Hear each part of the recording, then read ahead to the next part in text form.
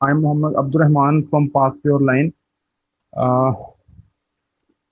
सबसे पहले मैं आप लोगों को वेलकम करूंगा आज की ट्रेनिंग में। आज की ट्रेनिंग का टाइटल है meat hygiene and inspection in processing and supply chain. So meat hygiene और इंस्पेक्शन के बारे में हम डिटेल डिस्कशन करेंगे कि food processing industry, slaughter house और फर्दर मीट सप्लाई के थ्रू क्या कंसेप्ट हैं फूड सेफ्टी और हाइजीन के, कैसे उसकी हाइजीन को और क्वालिटी इंश्योरेंस को हमने उसका चेक एंड बैलेंस मेंटेन करना है। Parkour Line is basically working on different domains of food safety, health, hygiene, and halal. So under these domains, we are working in different projects in collaboration with the private sector, academia, and food industry as well. So these are our different projects that currently we are running in collaboration with food industry. So basically, we are offering food consultancy services to food industry and the private sector. Along with that, we are offering our advisory, consultancy, and research and development services to private sector as well. So, also currently we have started certification on different modules of food safety as well. Okay, these are our collaborators. Along with that, we are working in collaboration. So this is the upcoming project of Park Your Line. Soon, inshallah, you will see different spices products of Park Your Line. Okay, this is our latest logo with our slogan that's simply pure. Okay, let me talk about today's training, that is meat hygiene and inspection in processing and supply chain. So the contents which we are going to cover in this training are animal anti-mortem inspection, slaughtering of food animals, carcass meat hygiene assessment, the concept of halal meat microbiology, plant hazard compliance, then meat supply chain management and storage, meat quality inspection methods and traceability from farm to fork. We will discuss in detail about all the mentioned contents. Okay, let me talk about the importance of meat as food.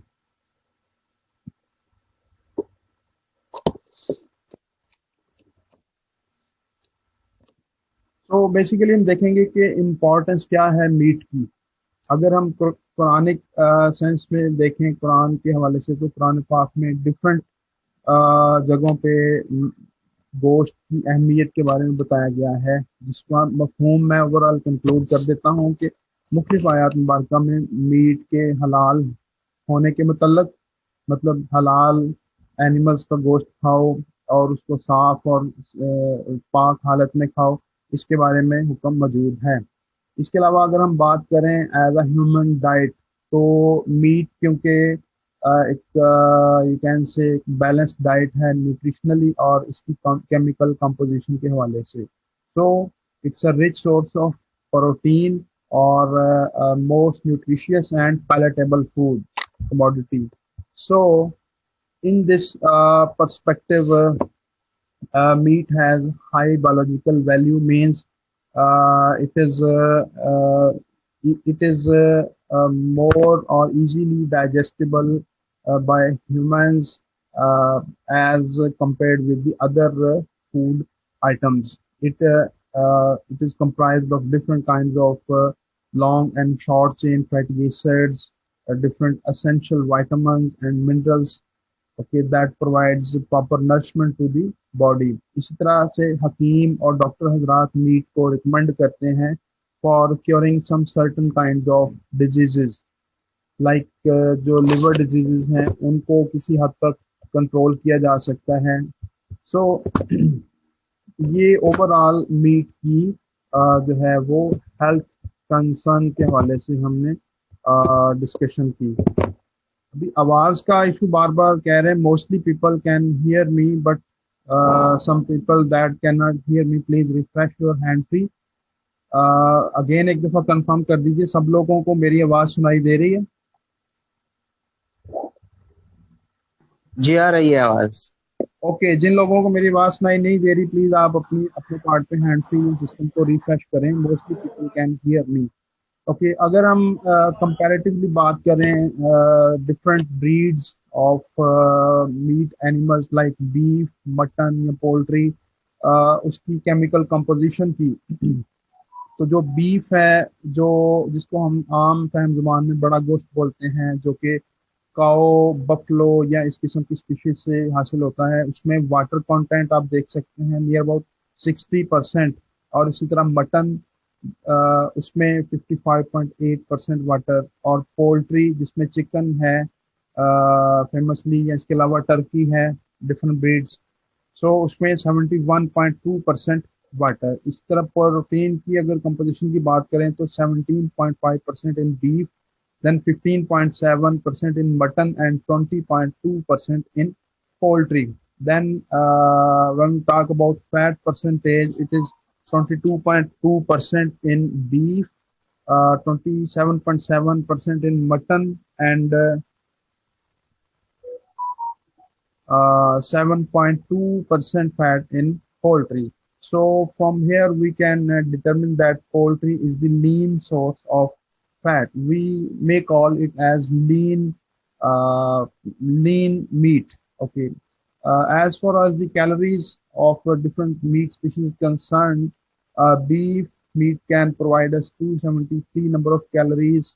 Then mutton has more calories, that is 317, and poultry is less in calories, that is 151. इसी तरह से iron 100 gram milligram पर 100 ग्राम, 100 ग्राम जो meet है उसके अंदर iron की मिकदार आप देख सकते हैं 2.6 इन बीफ, 2.4 इन मटन और 1.5 इन पोल्ट्री। तो अगर हम कंपैरेटिवली बात करें तो फैट के हवाले से जो पोल्ट्री है उसमें कम फैट पाया जाता है। इसी तरीके से जो आयरन है वो भी पोल्ट्री के अंदर कम पाया जाता है। इस तरह कैलोरीज भी पोल्ट्री मीट के अंदर कम है comparatively. So poultry meat is the good choice for the persons who are on a diet plan or who want to reduce their weight. Okay, इसी तरीके से मतलब जो नरिशमेंट के हवाले से तीनों जो मीट हैं वो प्रॉपर हैं as the nourishment required by the human body. So one can choose from here that what diet he or she should get for his diet planning. Okay, meat inspection की बात करते हैं तो meet inspection का मतलब ये है कि हमने मीट को एज अ फूड पर्पस हासिल करना है एनिमल्स से। अब from farm to fork concept इसमें इस्तेमाल होगा कि हम जो हमारा raw material I mean to say जो मीट है हमने हासिल कहाँ से करना है, डेफिनेटली एक एनिमल से, और उसको फर्दर प्रोसेस करना है। प्रोसेस करने के बाद हमारी टेबल के ऊपर आएगा। सो रॉ मटेरियल प्रोडक्शन से लेके एंड प्रोडक्ट फॉर्मुलेशन तक तमाम स्टेजेस पे मीट की क्वालिटी को इंश्योर करना मीट इंस्पेक्शन कहलाता है। तो इसमें प्रोफेशनल एक्सपर्टीज चाहिए होंगी हमें मीट की इंस्पेक्शन के लिए। लाइक एक मैं जनरल सा आइडिया आपको दे देता हूँ कि मीट इंस्पेक्शन का आइडिया क्या होगा कि सबसे पहले एनिमल जो कि मीट का सोर्स है उसकी हेल्थ के बारे में देखा जाएगा कि either that animal is healthy. Okay, फिर सबसे पहले हेल्दी से पहले भी हम हलाल का इसमें कंसेप्ट देखेंगे कि वो एनिमल हलाल है, फिर हेल्दी, फिर उसकी ओवरऑल जनरल फिजिकल इंस्पेक्शन होगी। उसके बाद मीट को स्लाटर करने का तरीका क्या है, किस तरीके से कैसे स्लाटर किया गया एनिमल को, उसके बाद मीट उससे हासिल करना, उसकी प्रोसेसिंग, उसके बाद उसकी पैकेजिंग है, उसके बाद फर्दर उसकी सप्लाई चेन है, डिलीवरी है टू दी कंसर्न पर्सन और कंसर्न मार्केट। सो ये तमाम प्रोसेस, इन तमाम प्रोसेस में उसकी क्वालिटी और सेफ्टी के पैरामीटर्स को इंश्योर किया जाता है ताकि उसकी जो सेफ्टी कंसर्न्स हैं उनको हम जो है उसकी शेल्फ लाइफ के पर्सपेक्टिव में बेहतर या इम्प्रूव कर सकें। So that is overall called as meat inspection. So meat inspection के प्राइम ऑब्जेक्टिव्स यहाँ पे हम देख लेते हैं, like to ensure that only apparently healthy physiologically normal animal should be slaughtered for human consumption, and that normal or animals are separated to ensure that meat from animals is free from disease, wholesome, and doesn't pose any risk to human health. So ये prime objectives हैं meet inspection के।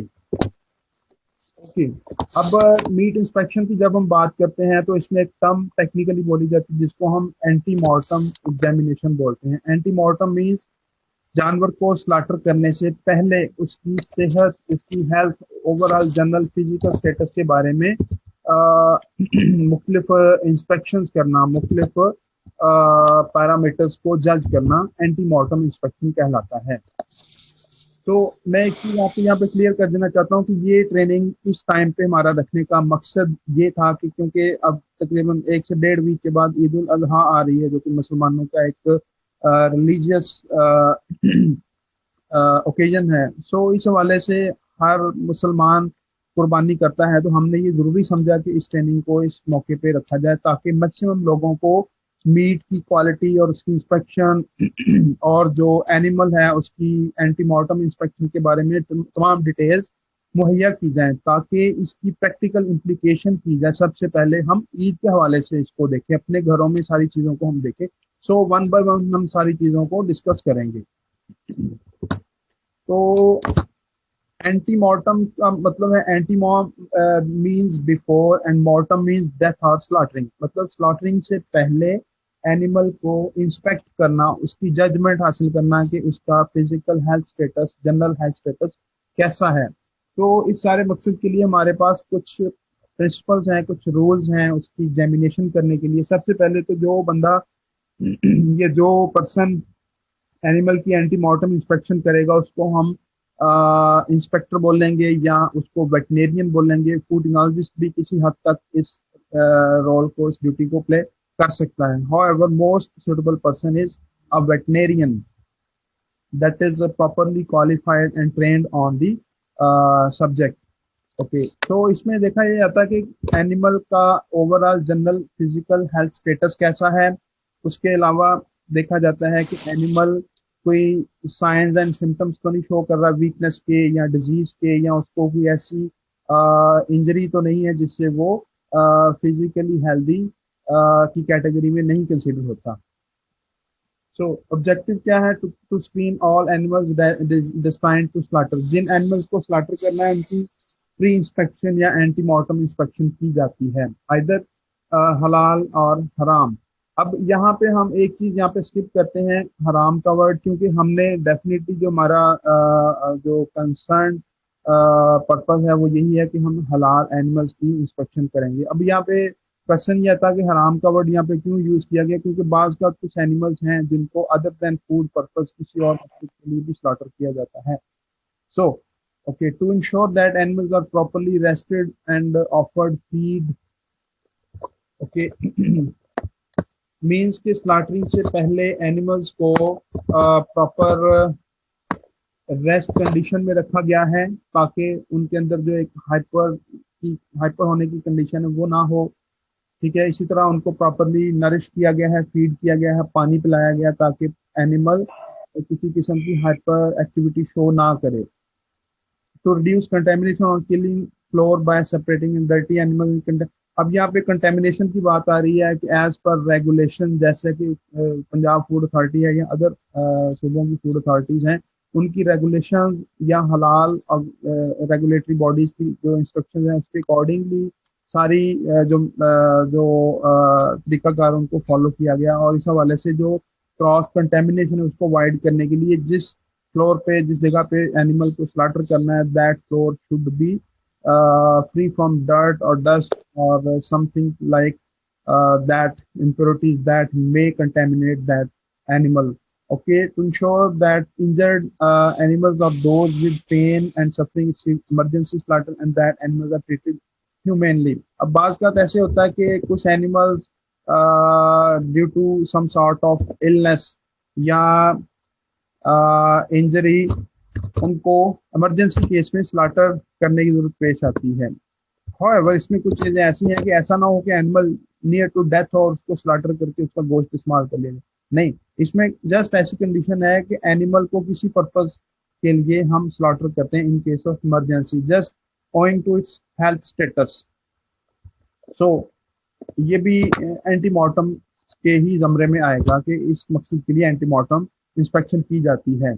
और उसके बाद ये है कि इस चीज को आइडेंटिफाई करना that reportable animal disease to prevent killing floor contamination, to identify sick animals and dogs treated with antibiotics, chemotherapeutics agents, insecticides and pesticides। Okay, इस चीज को इंश्योर करना कि एनिमल की स्लॉटरिंग से पहले वो बहुत ज्यादा बीमार नहीं है या नियर टू डेथ तो नहीं है कि उसको बाद में वो, अक्सर ऐसे होता है कि हमारे लोकल गांव वगैरह में जहाँ पे इन चीजों को ज्यादा मद्देनजर नहीं किया जाता है या ज्यादा ऐसे मामला इनको इग्नोर कर दिया जाता है, वहां पे जो एनिमल्स नियर टू डेथ होते हैं उनको बाज का वो स्लाटर करके उनका गोश्त सेल आउट कर देते हैं, जो कि सरासर एक तो हम जो एनिमल राइट्स हैं उनकी भी खिलाफ वर्जी है, और इसी तरह जो फूड सेफ्टी और क्वालिटी के कंसर्न हैं उनको भी उन रूल्स को रेगुलेशन को भी अबाइड बाय किया जाता है। और इसी तरह बाज़ एनिमल्स को मुख्तलिफ बीमारियों के खिलाफ एंटीबायोटिक्स, कीमोथेरापिक एजेंट्स, इंसेक्टिसाइड और पेस्टिसाइड केमिकल दिए जाते हैं।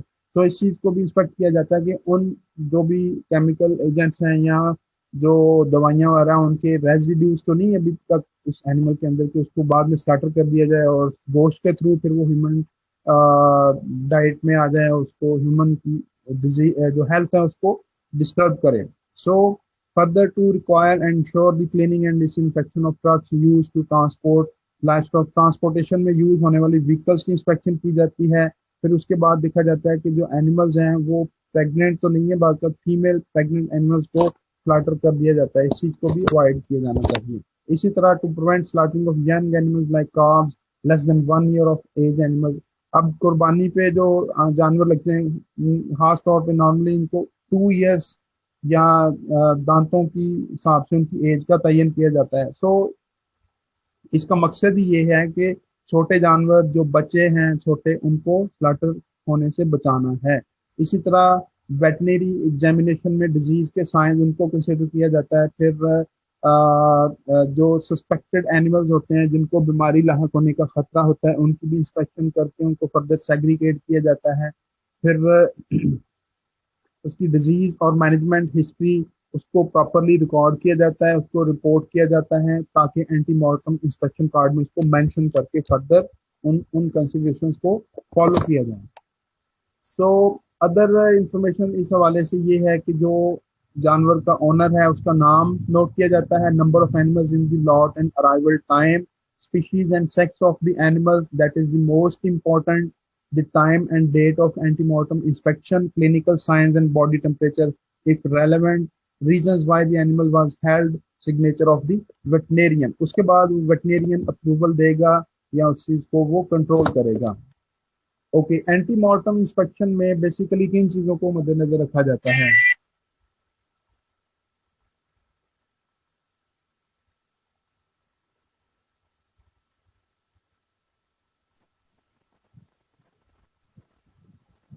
एंटीमॉर्टम इंस्पेक्शन में नॉर्मली एनिमल की रेस्पिरेशन देखी जाती है, उसका सांस लेने की क्या कंडीशन है, तेज तो नहीं सांस, उसका बिहेवियर देखा जाता है कि एनिमल को ऐसी हरकत तो नहीं कर रहा जिससे हम उसको नॉ मतलब कह सकें कि ये कुछ ऐसी मतलब जो ना इरेलीवेंट बिहेवियर शो कर रहा है, साइन शो कर रहा है जिसके हम जिसकी बेस पे हम कंसिडर कर सकें कि इसमें कोई एबनॉर्मेलिटी है। या एबनॉर्मेलिटी इन गेट, उसका जो गेट है लाइक उसकी एसोफेगस, उसका जो पैसेज सिस्टम है उसमें कोई नॉर्मैलिटी तो नहीं है, ठीक है।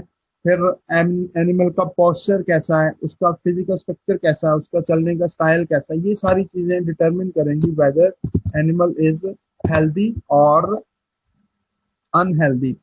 फिर जो बॉडी डिफरेंट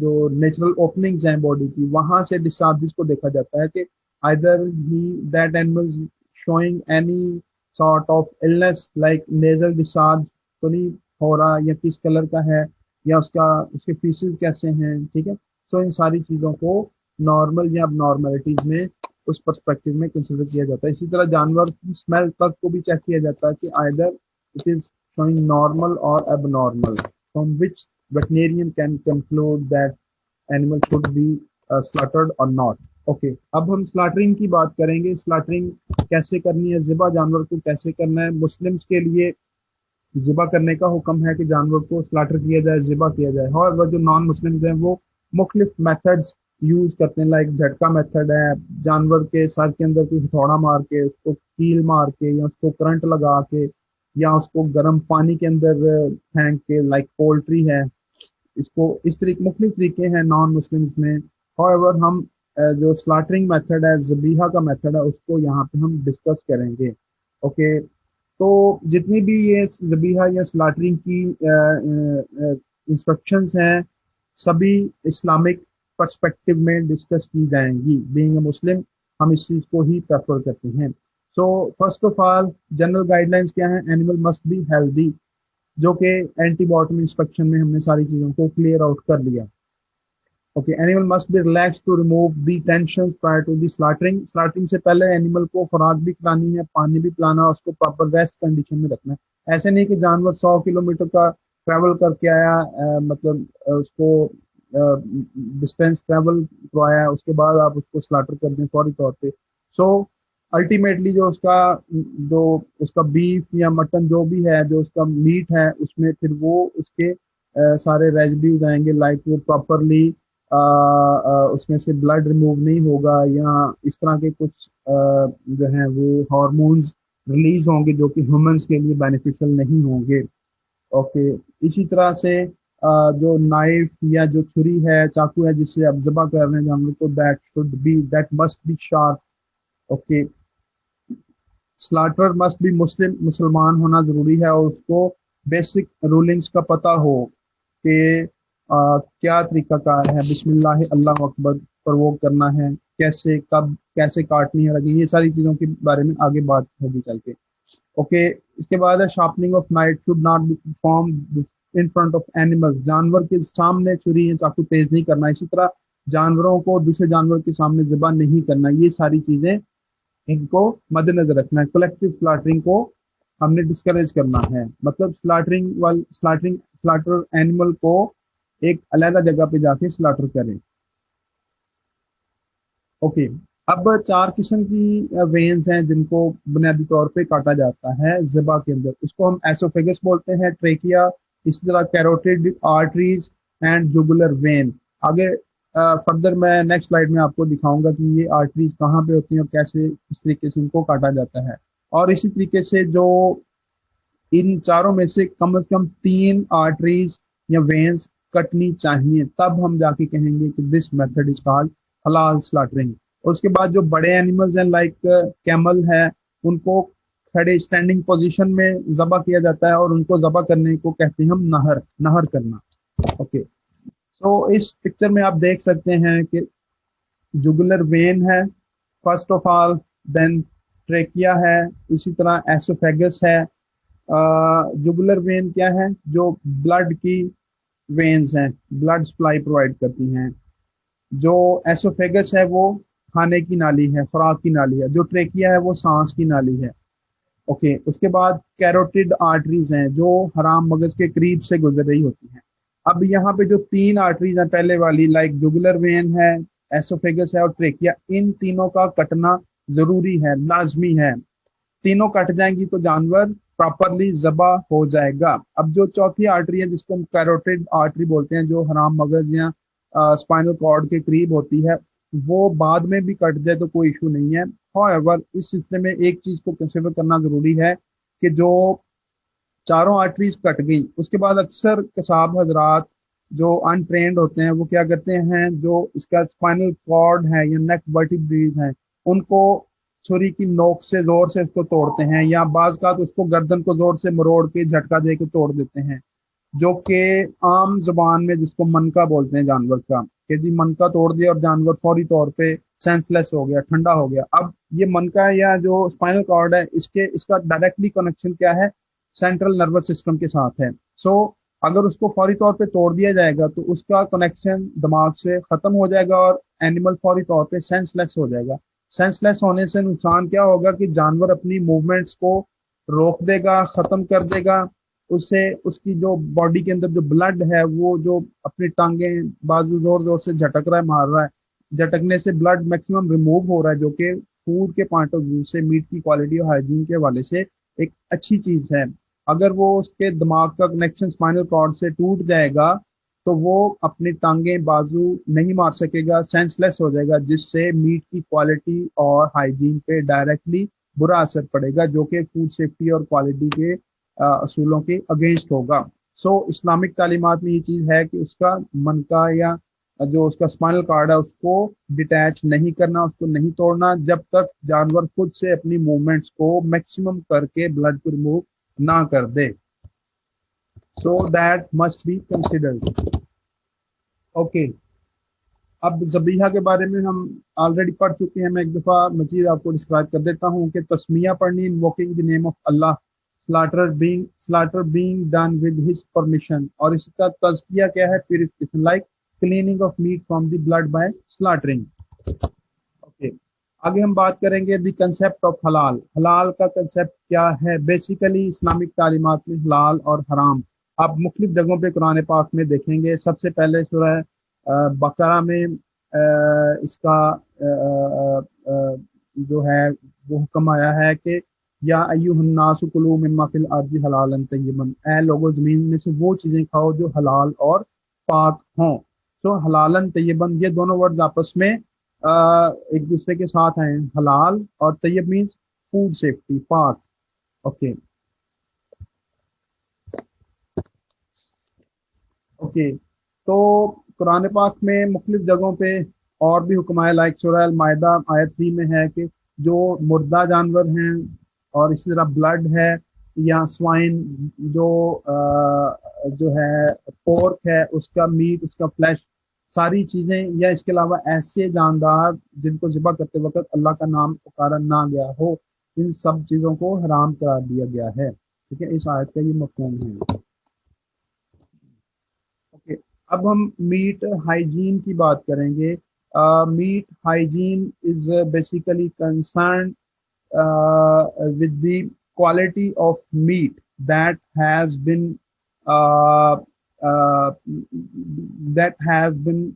got, और यू मे से कि ऐसा मीट जो जानवर से हासिल किया गया है, अखज किया गया है, जिसको हलाल करने के बाद उसको हमने हासिल किया है, उसकी हाइजीन के बारे में, उसको प्रोसेसिंग कंडीशंस में, उसको प्रोसेसिंग हाल में, उसको इंडस्ट्री में या उसको स्लाटर हाउस में कैसे प्रोसेस करना है, इसके बारे में हम डिटेल डिस्कशन करेंगे। Meat hygiene is the creation of conditions and implementation of measure necessary to ensure the safety and suitability of meat at all stages of the meat production chain. Okay, meat production chain, जैसे मैंने आपको शुरू में farm to फोक का concept समझाया था, इसी तरीके से हम इसको मीट प्रोडक्शन चेन भी कह सकते हैं। सो मीट प्रोडक्शन चेन में हमने कैसे जो है एनिमल को स्लाटर करने से लेके, या उससे पहले एनिमल की सिलेक्शन है, फिर स्लाटरिंग है, उसकी प्रोसेसिंग है, लाइक पोल्ट्री है तो उसकी डी फीडरिंग है, अगर बड़े एनिमल्स दूसरे एनिमल्स हैं तो डी स्किनिंग है, इसी तरीके से मीट कैसे हासिल करना है, कौन सा पार्ट खाना है, कौन सा पार्ट नहीं खाना, ये सारी चीज़ें। उसके बाद उसकी पैकेजिंग है, ठीक है, उसकी प्रोसेसिंग है, फिर सप्लाई चेन है। इस तमाम प्रोडक्शन चेन में हम जितने भी क्वालिटी कंसर्न्स उनको देखते हैं और फूड सेफ्टी के मामला को हम इंश्योर करते हैं, इसको हम मीट हाइजीन का कंसेप्ट कंसिडर करते हैं। ओके, अगर हम मीट हाइजीन को हम कंसिडर नहीं करेंगे तो definitely it should pose human health risk and ultimately the economic consequences of unsuitable meat. Okay, so जिसको हम मीट रिलेटेड इलनेस या फूड बॉर्न इलनेस में कंसिडर करते हैं। मतलब ये हुआ कि अगर हम मीट क्वालिटी को इंश्योर प्रॉपरली नहीं करेंगे तो डेफिनेटली हमें एक तो इकोनॉमिक जो उसके डीमेरिट्स हैं वो, और उसके अलावा जो ह्यूमन हेल्थ के ऊपर उसका रिस्क है, उसका कंसर्न है, जिसको हम फूड बॉर्न इलनेस कंसिडर करते हैं, उसके साथ डिफरेंट डिजीजेस ट्रांसफर हो सकती हैं ह्यूमंस की हेल्थ के लिए। So it should be direly considered with the perspective of meat hygiene and quality assurance. So meat quality assurance is the process of ensuring that meat will not cause any harm to the consumer when it is prepared and eaten according to the intended use. जिस मकसद के लिए उसको खाना है उस मकसद के लिए मतलब इस चीज को इंश्योर करना कि मीट ह्यूमन हेल्थ पे कोई कंसर्न नहीं छोड़ेगा, इसको क्वालिटी इंश्योरेंस में हम डिस्कस करते हैं। अब मीट हाइजीन और क्वालिटी इंश्योरेंस दोनों एक दूसरे से डिफरेंट कैसे हुए? वो इस तरह से डिफरेंट हुए कि मीट हाइजीन हमने मीट को प्रोसेस करना है, जानवर से हासिल करना है, उसको फर्दर प्रोसेस करना है, पैक करना, उसकी रेसिपी फॉर्मुलेट करनी, इन तमाम प्रोसेसेस में from farm to fork concept during production chain, during food chain, उसकी क्वालिटी को इंश्योर करना क्या है? Meat hygiene. जो क्वालिटी इंश्योरेंस है इसका डायरेक्ट कंसर्न क्या है? ह्यूमन हेल्थ के साथ है। मतलब इस चीज को इंश्योर करना है कि that meat which that consumer is going to eat will not cause any harm to that customer or consumer of that product. That is called as quality assurance. So इसमें क्वालिटी इंश्योरेंस में जो farmers हैं जो meet को produce कर रहे हैं, मतलब जो मीट एनिमल्स की रेयरिंग कर रहे हैं, इसके अलावा जो प्रोसेसर्स हैं, जो इंडस्ट्रियलिस्ट हैं, ओके, इसके अलावा जो रेगुलेटरी बॉडीज हैं, इसी तरह जो कंज्यूमर्स हैं, even that consumers, these four groups और स्टेक होल्डर्स आर प्रॉपरली और equally responsible for ensuring the quality of that meat. आगे हम चल के पढ़ेंगे कि फार्मर किस तरीके से रिस्पॉन्सिबल है, प्रोसेसर किस तरीके से रिस्पॉन्सिबल है, रेगुलेटरी बॉडीज की क्या क्या रिस्पॉन्सिबिलिटीज हो सकती हैं, और इसी तरह कंज्यूमर्स की क्या इस हवाले से रिस्पॉन्सिबिलिटीज हो सकती हैं ताकि मीट की क्वालिटी को मैक्सिमम इंश्योर किया जा सके। सो मीट क्वालिटी और हाइजीन इंश्योरेंस के ऑब्जेक्टिव्स क्या है? ऑलरेडी जैसा कि हम डिस्कस कर चुके हैं कि एक तो लॉस को बचाना, क्योंकि लाइफ स्टॉक अगर उसको गलत तरीके से हम प्रोसेस करेंगे डेफिनेटली वो एक लॉस कंसिडर होगा। इसी तरह जो प्रॉपर इंटरनेशनल मल्टीनेशनल ट्रेड है उसको मैक्सिमाइज करना के जो रूल्स एंड रेगुलेशन और जो लॉज हैं उनको फॉलो करते हुए ट्रेड को इंक्रीज करना। इसी तरह प्रोडक्शन, डिस्ट्रीब्यूशन और जो मीट कंजप्शन चैनल है, इस तमाम चैनल को मैकेनाइज करना और मॉडर्नाइज करना ताकि मैक्सिमम लॉसेस को कम किया जा सके, जिससे इकोनॉमिक बर्डन से हम बच सकें as a whole. Okay, further scope of meat hygiene क्या है? इन सभी चीजों को अगर हम इकोनॉमिक कंसर्न के हवाले से देखें तो like animal disease prevention, maintenance of appropriate nutrition level of food animals, prudent use of veterinary medications and other chemicals in the form of animals, and observing the recommended withdrawal periods, ensuring use of appropriate use of methods of slaughter. So ये तमाम slaughtering के अलावा further processing, उसकी packaging, उसकी recipe formulation, उसकी delivery, उसकी supply chain, ये तमाम चीजें इसके स्कोप में कंसिडर होंगी। ओके, बेसिकली कुछ पैरामीटर्स हैं हमारे पास जिसमें हम meat quality insurance system approach को कंसिडर करते हैं, like GAP at farm level, जिसको हम गुड एग्रीकल्चरल प्रैक्टिसेस बोलते हैं। लाइक हम फूड और फार्म टू फोक चेन को डिस्कस करने जा रहे हैं। Farm to fork chain, farm पे क्या हो, जीएपी की प्रैक्टिस को हमने अप्लाई करना है। लाइक जो फार्मर हजरात हैं वो क्या एनिमल रेयरिंग कर रहे हैं, उनको गुड एग्रीकल्चरल प्रैक्टिसेस के तहत वो एनिमल की रेयरिंग करें। Like disease free animal produce करें, क्लीन फीड हो, उसकी विथड्रॉल पीरियड्स अच्छे हो ताकि उसमें जो एंटीबायोटिक्स का इफेक्ट है वो खत्म हो सके, उसकी प्रॉपर हाउसिंग और हस्बेंड्री कंडीशंस को इम्प्रूव करना। आगे है गुड हाइजीन प्रैक्टिसेस, जिसको आगे फर्दर प्लांट पे या स्लॉटर हाउस में एनिमल को लेके आना, स्लॉटरिंग करनी है, उसको प्रोसेस करना है, वहां पे गुड हाइजीन प्रैक्टिसेस को इम्प्रूव किया जाए। लाइक हाइजीनिक प्रिंसिपल्स को अप्लाई किया जाए, रेगुलेशंस को अप्लाई किया जाए। इसी तरह पंजाब फूड अथॉरिटी या अदर फूड अथॉरिटीज की जो गाइडलाइंस है उनको फॉलो किया जाए। इसी तरह कंट्रोल मैयर्स अडॉप्ट किए जाएं, हलाल और हराम के कंसेप्ट को देखा जाए कि जानवर को कैसे हलाल करना है, झटका मेथड तो नहीं यूज हो रहा। फिर इस तरह लेयर एज है, उसकी फ्लेइंग है, विसरेशन है, उसके इंटरनल बॉडी पार्ट्स को रिमूव करना है जो खाने के काबिल नहीं है, इसको विसरेशन बोलते हैं। फिर इस तरह कारकेस स्प्लिटिंग एंड वॉशिंग है, पोस्टमार्टम है, स्लॉटर हाउस पर्सोनल जहाँ पे जो लोग काम कर रहे हैं उनकी इंस्पेक्शन, उनकी हेल्थ और हाइजीन को देखना, स्लॉटर हाउस की क्लीनिंग है, कारकेस कंटेमिनेशन, क्रॉस कंटेमिनेशन को अवॉइड करना और अनसैनिटरी हैबिट्स को रिमूव करना। इसी तरह गुड मैन्युफैक्चरिंग प्रैक्टिसेस हैं, एसओपीज हैं, उनके हैसअप सिस्टम है, फूड सेफ्टी मैनेजमेंट सिस्टम को देखना और ट्रेसेबिलिटी और रिकॉर्ड सिस्टम को देखना।